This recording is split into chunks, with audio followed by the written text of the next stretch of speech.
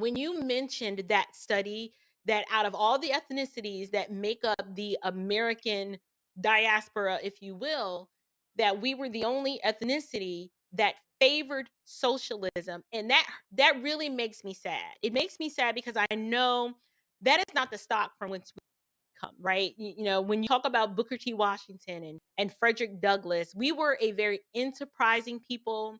We were Hmm. inventing things. We managed without government intervention Right. and handouts and entitlements to tap into our God-given talents and ingenuity to build things and create things and just add meaning and value to this country. I Hmm. it makes me proud to say that so much of what we enjoy today and what we see around today is because we as a people contributed to making this country the great nation that it is today.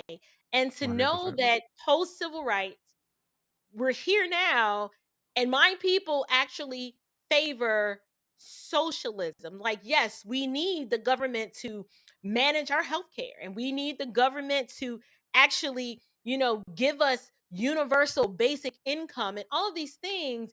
That's just not, it's not who we are. And I don't understand how we reconcile being such people of faith with Judeo-Christian values and having, well, I would argue now that we've veered further and further away from a biblical worldview, but something happened to sell us on this idea and it was done on purpose. And if those are the results of a 2018 survey, that means it's working. Right. And that is very, very scary. Something you mentioned, um, you talked about the millennials and the Gen Zs, how they have grabbed hold of socialistic Marxist ideology.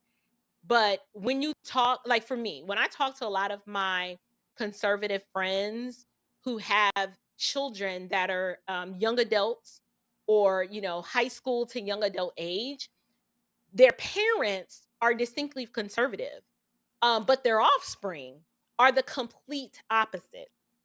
And when they tell me this, I saw an uptick of this after like the 2020 election and during the pandemic, where these ideologies and worldviews have literally split entire families, right? Like the pandemic really did a number on American families to where you had some people, it was either one or two scenarios. And let me try to flesh out what I'm saying. You either had the parents and the grandparents who saw the foolishness and was like, wait a minute, we're being hoodwinked. Something else is afoot here. I am not participating. And then their children and grandchildren saying, oh, no, no, we must comply. We must do what they say because they're doing what's best for us. And they completely put full faith and trust in the government. Or you saw the opposite where the millennials and the Gen Zs were like, nope, I see exactly what this is. They are trying to pull a fast one on us. And then their parents and grandparents were like, no, we must trust what the government is telling us because it's for our own good. We must wear 3 masks. We absolutely must socially distance. We must walk into restaurants with a mask on. And then when we sit down, take it off because that makes sense. So, how do you explain, or in your opinion, how do you think that happened? Ideological subversion is how that happened. Ah, heard Um, about that.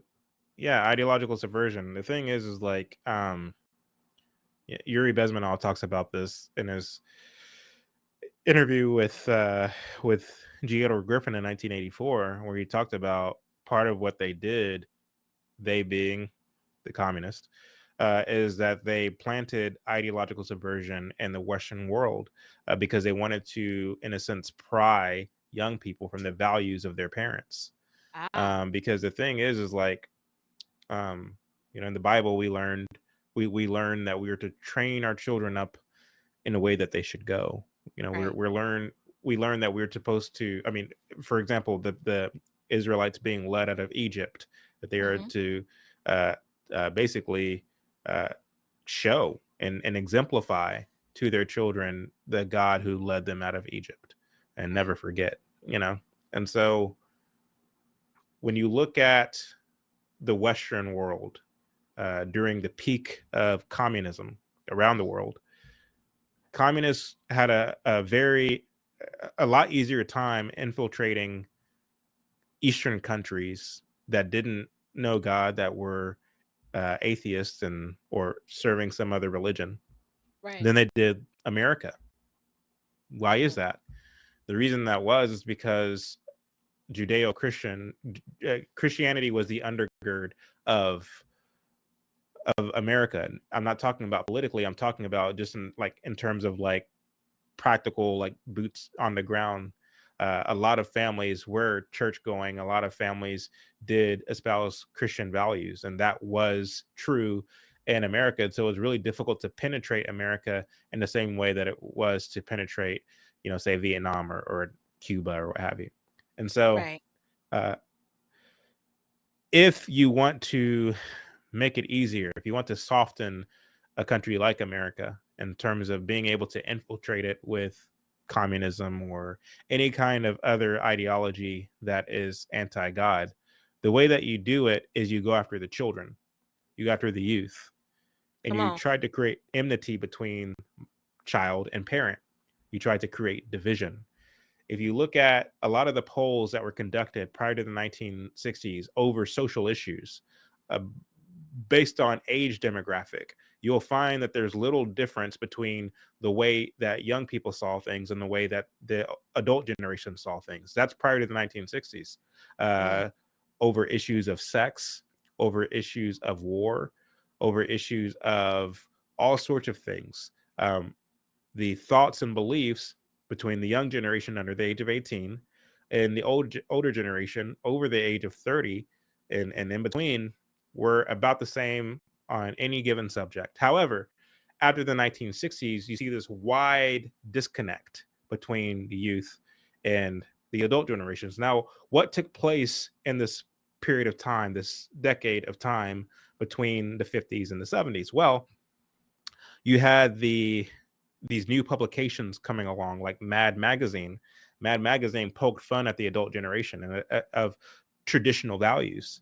You had the uh, introduction, if you will, of rock and roll. Now, rock and roll was celebrated by the youth and was scoffed at by the adult generation. You had a lot of ways in which values were being challenged, and it was getting to the hearts of young folks. And Right. what you began to see is the young generation, which were the baby boomers at the time, rebelling against the adult generation. At the same time, you had the popularization of movements like the hippie movement, the free Mm. love movement, the black militant movement, things like the Black Panthers and so on. um, you had a lot of these white Marxist movements like the Weathermen, which later became the Weather Underground. And these people were just acting a plumb fool in society. They were rioting, they were burning things down, they were challenging authority. That looks And like a lot of what we see today with like Antifa. yeah, exactly. Right. Now, one of the things that the baby boomers did was they were pushing for a shifting in values. That's what they were pushing for. They saw it more as a lifestyle thing. They were challenging a lifestyle more so than they were trying to implement some kind of political revolution. A lot of the more articulate intellectual types were pushing for a revolution, but everyone else, they were just uh, excited about this agenda to get people to indulge in self. And so as you get into the 70s, family is not something to aspire to anymore. It's all about self and self-fulfillment and finding myself. And I need to go off, even though I was born and raised in Texas, I need to go off to California to find myself. And so families are becoming more and more scattered apart. People are having less and less children. um, to this very day, people are like, "Oh, you have 4 children? Wow, Yeah, like I that's have 4 unheard of kids. these days." Right. And so it's like people are having less and less children because family is not something to aspire to like it was during the 1950s. Um, and so we there was a shifting in values. And so the baby boomers begat the generation that came after.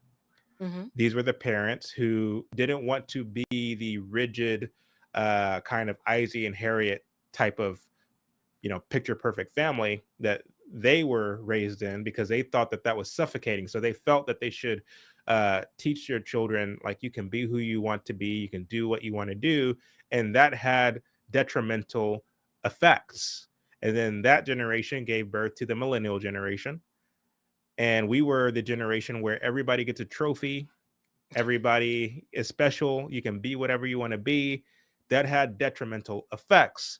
And now my generation is having Generation Z, and we're doubling down on some of the nonsensical things, this kind of wayward philosophy that's grounded in more um, relativism than anything else, and that has detrimental effects. So it's getting worse and worse and worse, generation after generation after generation, because we've decided a long time ago. I would trace it back to the boomer generation. That's not to say that all the generations before that were perfect, but Right. at least we had some kind of basis of what is right and wrong that was rooted in the Bible. We Mm. we threw that out the window during the baby boomer generation, and it's only You gotten worse and worse and worse ever since. you millennials are special. I'm sorry.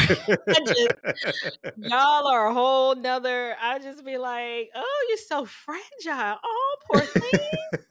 It is I mean, like Gen Xers, we're just built different. Like we're the monkey bars and no sort of safety mat. You just bust your head on the concrete and got up, put the brain back in, and kept on moving. You're just like, I'm okay. And you're like your gut, they hanging. I'm not going inside because if I go inside, they won't let me back out.